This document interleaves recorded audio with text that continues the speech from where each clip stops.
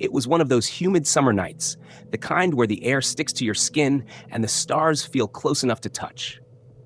My buddies and I had been planning this camping trip for weeks, a chance to ditch the monotony of our dead-end jobs and escape into the wild. We picked a spot along a river in rural Oregon, a place where the forest stretched out like an endless sea of green, broken only by the lazy ripple of water against the shore. I tossed another log onto the fire, watching the sparks dance upward as the smell of burning pine filled the air. We had fishing rods propped against a cooler, a few cans of cheap beer scattered around, and an old battery-powered speaker blasting some twangy country tunes. I was buzzed. Not drunk yet, just loose enough to laugh at every dumb ghost story we traded around the fire. My best friend was slurring his words, trying to scare us with a tale about a headless lumberjack, and I couldn't stop chuckling at how ridiculous he sounded. This was freedom, I thought. No bosses, no clocks, just us and the wilderness. I stretched out on the dirt, feeling the warmth of the flames on my face, and for a moment, I let myself believe this night would be one of those memories we'd laugh about years from now. How wrong I was. It must have been past 2 a.m. when we finally called it a night. My head was spinning a little from the beer, but I was still coherent enough to crawl into the tent I was sharing with my buddy. The other two guys stumbled into their own tent a few yards away, giggling like kids as they zipped it shut. I lay there in my sleeping bag, staring at the nylon ceiling, letting the hum of crickets lull me towards sleep. That's when I heard it. A laugh. Not the goofy, sloppy laughter of my friends, but something different. It was low, rough, almost guttural, drifting in from somewhere deep in the woods. At first, I brushed it off. Probably one of the guys messing around, I told myself. I rolled over, trying to ignore it, but it came again. Louder this time, a single voice cutting through the night. My stomach tightened. I sat up, nudging my tent mate. "You hear that?" I whispered. He groaned, half asleep, but then it hit again. That lone, hollow laugh. I yelled over to the other tent, "Hey, shut up already," expecting a snarky comeback. Instead, one of them shouted back, "It ain't us, man!" My buzz faded fast. If it wasn't them, who the hell was out there? The laughter didn't stop. It grew, swelling into this eerie, relentless sound that seemed to roll closer with every breath I took. I pressed my ear against the tent wall, straining to hear anything else. Footsteps, voices, something normal. But there was nothing. Just that laugh, echoing through the trees. My mind raced. We were miles from any town, deep in a forest where you'd snap twigs and crunch leaves with every step. How could someone move out there without making a sound? I glanced at my buddy. His eyes were wide now, reflecting the faint moonlight seeping through the tent. "What the hell is that?" he hissed. I didn't have an answer. My heart started pounding, a dull thud in my chest that drowned out the crickets. I wanted to believe it was some drunk redneck stumbling through the woods, maybe a hunter or a hiker having a laugh at our expense. But there was something wrong with it, something missing. It wasn't joyful or sloppy like ours had been earlier. It was cold, mechanical almost, like a record stuck on repeat. From the other tent, I heard a shaky voice call out, "It's getting closer, man! I'm freaking out!" So was I, but I couldn't admit it yet. The laughter stopped, just like that, snuffed out like a candle. The silence was worse.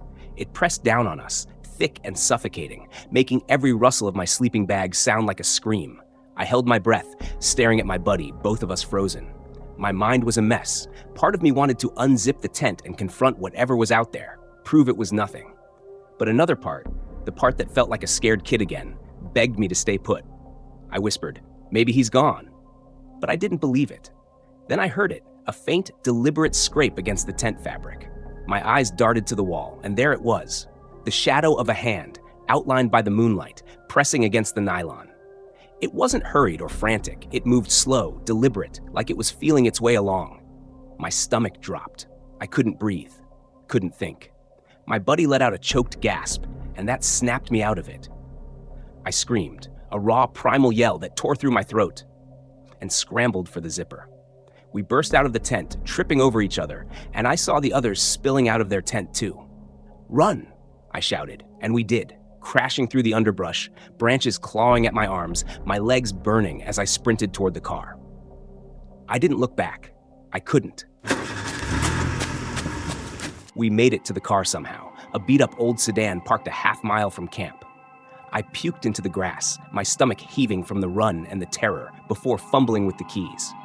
My hands were shaking so bad I could barely get them in the ignition, but I floored it anyway, tearing down the dirt road with my friends crammed in the back, panting and cursing. No one said much. What was there to say? We'd left everything behind. Tents, gear, sanity, all swallowed by that damn forest. I don't know who that was. Maybe some lunatic living off the grid, maybe something worse. I keep telling myself it doesn't matter, that we got out alive, but it's a lie. That laugh, that hollow, soulless sound, it's burned into me. Every night when the house goes quiet, I hear it again, faint but unmistakable, like it's waiting for me to close my eyes. I haven't been camping since. I don't think I ever will. Because deep down, I know something's still out there, something that doesn't need footsteps to find you. And I'm scared it already has.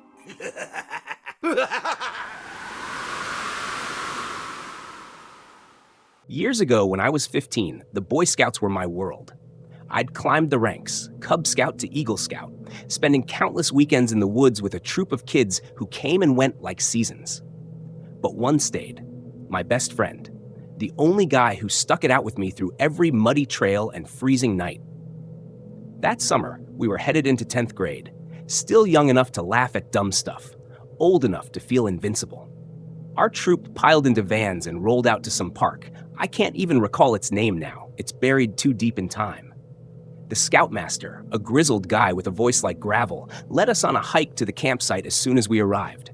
We set up our tents under a canopy of pines, the air thick with that earthy smell of moss and sap. I felt free out there, like the forest was ours to conquer. But looking back, I wonder if that confidence blinded me to what was already watching. The sun was sinking fast, painting the sky orange as the scoutmaster took us on another hike, his favorite kind, the ones in the dark. He said it built character, taught us to trust our guts when the world went black. We trudged along, flashlights cutting weak beams through the trees, the cold seeping into our jackets. To mess with the younger kids, he pulled a stunt, pretended we were lost, told them to lead us back. They giggled nervously at first, but then one froze, his little face pale under his cap. "I heard something," he whispered, voice trembling. My friend and I snickered. It was probably a deer or a dumb prank, but the scoutmaster shushed us, tilting his head like he was listening too. Then it came, a heavy snap like a branch breaking under weight, somewhere out in the dark. My laugh caught in my throat. Was it nothing? Or had something found us first? I told myself it was just the woods playing tricks. But my chest tightened anyway, a flicker of unease I couldn't shake. We turned back toward camp, the scoutmaster taking the lead now, his flashlight steady while ours danced wildly across the shadows. The younger kids clutched each other, whispering about bears or coyotes. "Make noise," he barked. "Keeps the critters away." So we shouted, dumb chants and yells, our voices bouncing off the trees. It worked for a minute, until I heard it again. A slow, deliberate crunch like boots on leaves, trailing just behind us. I swung my light around, nothing but trunks and darkness. My friend grabbed my arm, his eyes wide. "You hear that, right?" he hissed. I nodded, my mouth dry. The scoutmaster kept us moving, but every few steps that sound followed, closer then farther, like it was toying with us. My mind raced. An animal wouldn't stalk like this. It felt intentional. I wanted to scream, to run, but I didn't. I was a scout, supposed to be brave. Instead, I just walked faster, pretending I wasn't scared out of my mind. Back at camp, we huddled around a fire, the smell of roasted turkey and canned corn filling the air. The scoutmaster launched into his ghost stories, his voice low and dramatic, pulling us in. For a while, it felt normal, safe even. Then it started again, footsteps, circling the edge of the firelight, slow, heavy.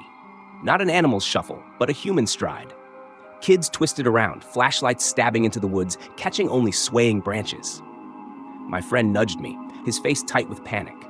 The scoutmasters exchanged a look, sharp, serious, before one stood, grabbed a rifle from his tent, and fired a shot into the sky. The crack split the night, and the footsteps stopped. We all exhaled, pretending it was over. But as I crawled into our tent later, my stomach churned. I couldn't unhear those steps, couldn't stop imagining what had been out there, just beyond the glow. I lay there, staring at the tent ceiling, telling myself it was done. My friend whispered, "We're fine now, right?" But neither of us believed it.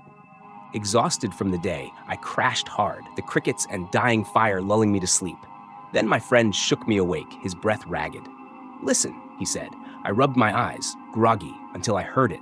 Footsteps, soft but unmistakable, circling our tent. The fire outside still flickered, casting a faint glow through the fabric. And then I saw it, a shadow, tall and broad, moving slow. My heart stopped as details sharpened. A sack over its head, a torn shirt hanging off its frame, and in its hand, the glint of a knife. It wasn't some Scoutmaster prank. This was real. I unzipped the tent an inch, peering out, and there he was. A hulking figure, pacing past the other tents, silent as death. I zipped it shut, my hands trembling, and hissed at my friend to stay quiet. We had no phones, no way to call for help, just two kids trapped, waiting for him to leave. Panic clawed at me. My mind screamed to run, but my body wouldn't move. I kept picturing that knife slicing through the tent, through us. My friend's eyes were wet, his breathing shallow. He was breaking, and I wasn't far behind. We sat there, frozen for what felt like hours, too terrified to even whisper. The shadow eventually faded. Maybe he left, maybe we just passed out from the strain. When the Scoutmaster's horn blared at dawn, I jolted awake, stunned we'd survived. We stumbled out, blurted everything to the adults. They didn't laugh it off. Their faces hardened as we described the man, the knife. They checked the camp, and what they found turned my blood cold. Tiny holes carved into two other tents, big enough to peek through, and the kids' bags, full of clothes, gone. The Scoutmasters reported it to the local cops, packed us up, and sent us home within hours. Some parents never let their kids come back after that. I couldn't stop seeing those holes, imagining eyes staring through them, picking out prey. Years later, I still wake up sometimes, heart pounding, hearing those footsteps in my dreams. Who was he? What did he want with those clothes? And if we hadn't woken up that night, would I still be here to tell this story? Back in 2010, I was just a skinny 13-year-old kid, dropped into my first summer camp by my parents. It was this huge place called Camp Ernst, hidden deep in the woods. Two big cabins for boys and girls, a lodge with a dining hall, and a bunch of smaller buildings scattered around like forgotten relics. I'd seen enough horror movies to recognize the vibe. Old wooden walls, creaky floors, the kind of place where you half expect something to go wrong. Lucky for me, my best friend was there too, so I wasn't totally alone. We were hyped for 2 weeks of goofing off, free from school and parents. That first night, after lights out, we couldn't sleep. The other kids were snoring, but we stayed up, huddled under our blankets, playing our Nintendo DS games like it was some big rebellion. I felt alive. Nervous, sure, but mostly thrilled, like we were getting away with something huge. The cabin was quiet except for us, and I kept thinking how perfect it was until it wasn't. It was past 2 a.m., deep into the night, when the door to the cabin swung open with a slow groan. My heart leaped into my throat. We both panicked, shoving our DS consoles under our pillows and squeezing our eyes shut, pretending to be asleep. I held my breath, listening as footsteps, soft but deliberate, moved across the wooden floor. They came closer, from my friend's bed to mine, each step tightening the knot in my stomach. I told myself it was just a counselor checking on us. But then they stopped right by my bunk. I felt it, a faint, cold breath brushing the back of my neck, so close I could almost picture someone leaning over me. My skin prickled and my mind screamed to look, but I couldn't move. The footsteps finally retreated, the door clicked shut, and I whispered to my friend, "That was freaky." My voice shook. I didn't say it out loud, but that breath, it felt wrong, too personal, like someone wasn't just checking on us.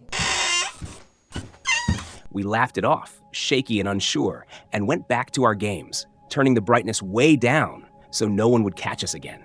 Not 5 minutes later, my phone buzzed under my pillow. I wasn't supposed to have it, camp rules, but I'd snuck it in anyway. I pulled it out, expecting a text from my mom or something dumb, but the number was unfamiliar. "Why are you two still up?" My stomach dropped. We'd been given a list of counselor numbers for emergencies, but this wasn't one of them. I showed my friend, who didn't have a phone, and his eyes went wide. "Who's that?" he hissed. I typed back, "Who is this?" My fingers felt clumsy on the keys. No reply. My mind started spinning. Maybe it was a counselor messing with us, but why not just say so? The cabin felt smaller now, the shadows deeper. I kept glancing at the door, half expecting it to open again. We tried to shrug it off, whispering theories about prank calls, but the unease clung to me like damp clothes. I couldn't shake the feeling that whoever it was, they were watching us, waiting for something. We were back to our games, trying to pretend everything was fine, when the back door of the cabin creaked open. No footsteps this time, just the sound of the night spilling in.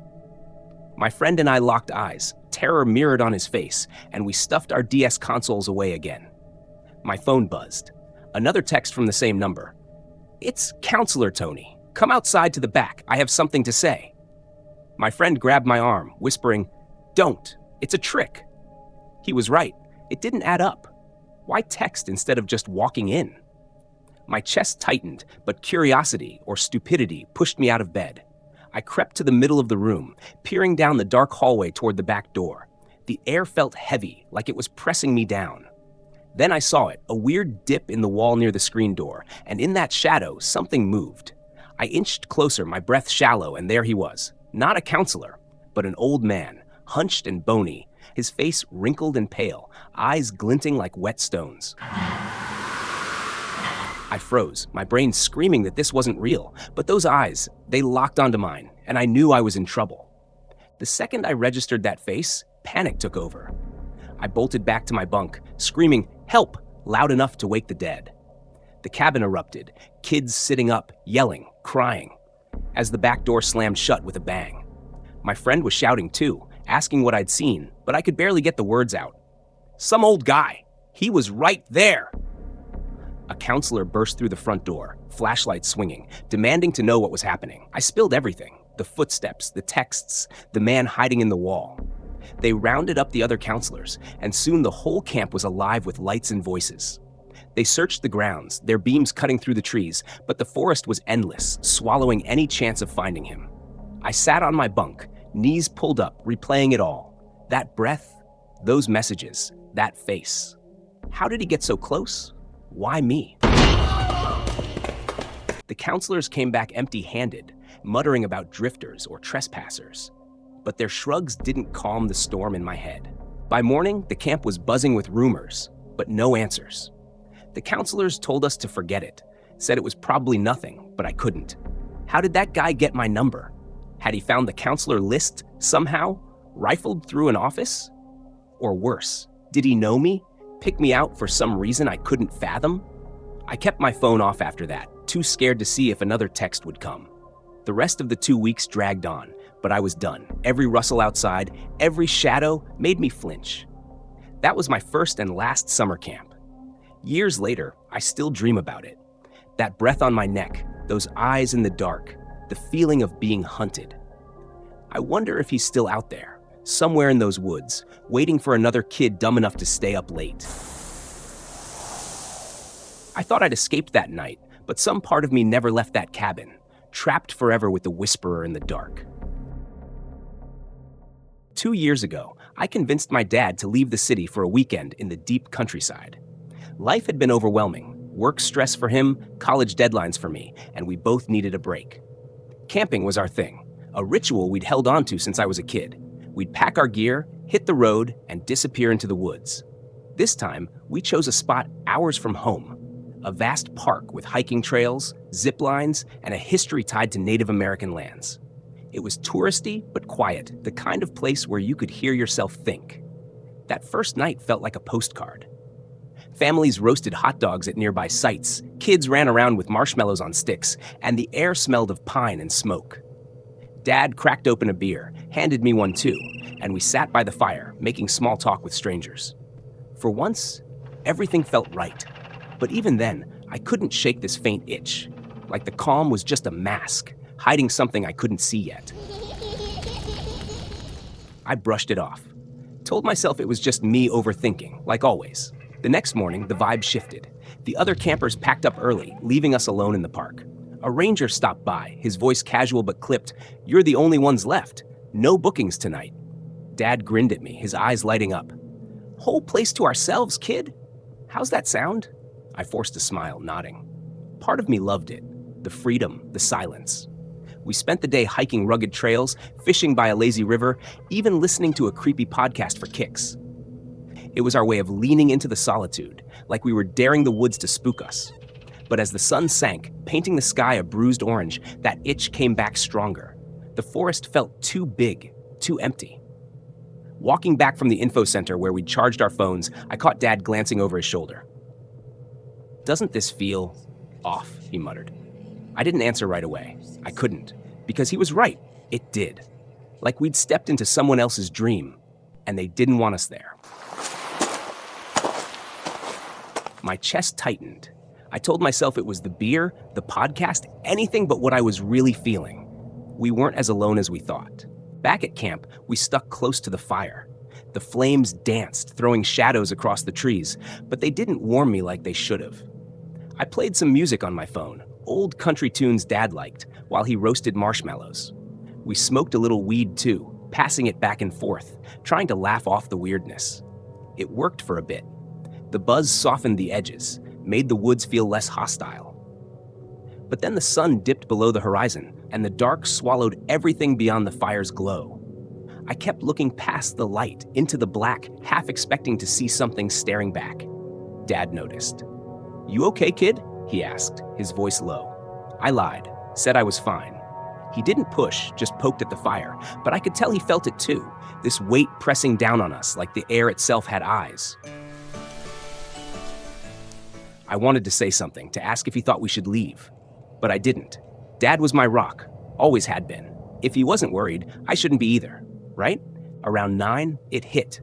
A bang, sharp, heavy, like a tree snapping in half. It came from the river, maybe 100 yards off, and echoed through the woods like a gunshot. I jolted, dropping my stick of s'mores into the dirt. Dad grabbed his flashlight, swung it toward the sound. Nothing, just trees and shadows. "Bigfoot?" I joked, my laugh thin and shaky. He chuckled too, but it didn't reach his eyes. We sat there, tense, waiting. Then it came again, louder, farther off, like whatever it was had moved. My pulse quickened. "Wind, maybe," Dad said, but he didn't sound sure. Minutes later, a third bang, closer this time, way too close. I felt it in my bones, a thud that rattled the ground. Dad's flashlight swept the woods again, frantic now, but the beam drowned in the dark. Then the fourth bang, 20 yards, maybe less. My high vanished, replaced by ice-cold fear. Dad's face went pale, his eyes wide. "We're getting in the tent," he said, voice tight. I didn't argue. I couldn't think straight. My mind screamed, "What's out there? Why is it coming closer?" I wanted to run, but where? The woods were endless, and we were trapped. We scrambled to the fire, tossing on the last of our wood, praying the flames would keep it, whatever it was, away. Then we dove into the tent. I hit the ground hard, flattening myself against the cold nylon floor, my heart pounding so loud I swore it'd give us away. Dad moved slower, his age showing, but he made it in just as the loudest bang yet shook the air. It was close, too close, like it was right outside. He froze at the door, staring out. "Dad?" I whispered, my voice cracking. He didn't turn, just muttered, "It's standing there." "What's standing there?" I pressed, panic clawing at me. "I don't know," he said, his voice trembling, a sound I'd never heard from him before, like a wall of darkness. He yanked the zipper shut and sank beside me, clutching a pocket knife. It was laughable, that tiny blade against whatever was out there, but it was all we had. Then came the hum, a low, vibrating drone that wasn't just sound. It sank into my chest, squeezed my lungs. I couldn't breathe right. My eyes darted to the mesh window near my head, but I wouldn't look. If I did, it'd see me. I knew it would. Terror swallowed me whole. Dad was scared. Dad, the guy who'd faced down everything without flinching. If he couldn't fight this, what chance did I have? I felt small, helpless, like a kid again, waiting for something to save me. But nothing did. The hum grew, filling the tent, pressing against my skull. Then a new sound cut through, a guttural, alien growl, like something ripped from a nightmare. It wasn't human, wasn't animal. My body locked up, every muscle rigid. I wanted to scream, to run, but I couldn't move. Dad gripped the knife tighter, his knuckles white, his breath ragged. We sat there, frozen, hunted. I kept thinking, this is it. This is how we die. And then, nothing. Blackness. I don't know how it happened. 1 second, I was staring at the tent wall. The next, I was waking up on my back, gasping like I'd been underwater. Dad was sprawled beside me, still clutching the knife, his face slack. My head throbbed, my mouth dry. I grabbed my phone, dead. His too. Fully charged the night before, now useless. Had we passed out? Been knocked out? I couldn't tell. The silence outside was deafening, heavier than before. My mind spun. Did it take something from us? Time? Memory? I felt violated, like it reached inside me and left a mark I couldn't see. I looked at Dad, his face older than I'd ever seen, and wondered, what did he see out there? Why wouldn't he say? I unzipped the tent, peering out. Pitch black still, no hint of dawn. The fire was ash, cold and gray, like it burned out hours ago. Our food sat untouched on the table. Hot dogs, marshmallows, a half-empty beer can, all frozen in place. The air stung my skin, unnaturally still. We stepped out to pee, standing back to back, too scared to split up. I kept waiting for that bang, that growl, anything, but it was just us in the woods, silent and wrong. We crawled back inside, huddling in our sleeping bags, not sleeping, just waiting. When sunlight finally crept through the trees, I almost cried. We packed up fast, tearing down the tent in silence, our hands shaking. In the car, Dad broke the quiet. That thing, it wasn't human, wasn't natural. His voice cracked, and I saw it, the fear still in him, deep and raw. I nodded, my throat too tight to speak. We told Mom later. She laughed it off, said we'd smoked too much, breathed some weird gas. But she didn't feel it, didn't live it. 2 years on, we haven't camped since. Won't. That night haunts me, not just the sounds, the dark, but what I didn't see, what Dad saw and can't say. What if we hadn't blacked out? Would it have let us walk away? I still feel it sometimes in quiet moments, a shadow beyond the edge of my vision, waiting. Maybe it's still out there. Maybe it never left.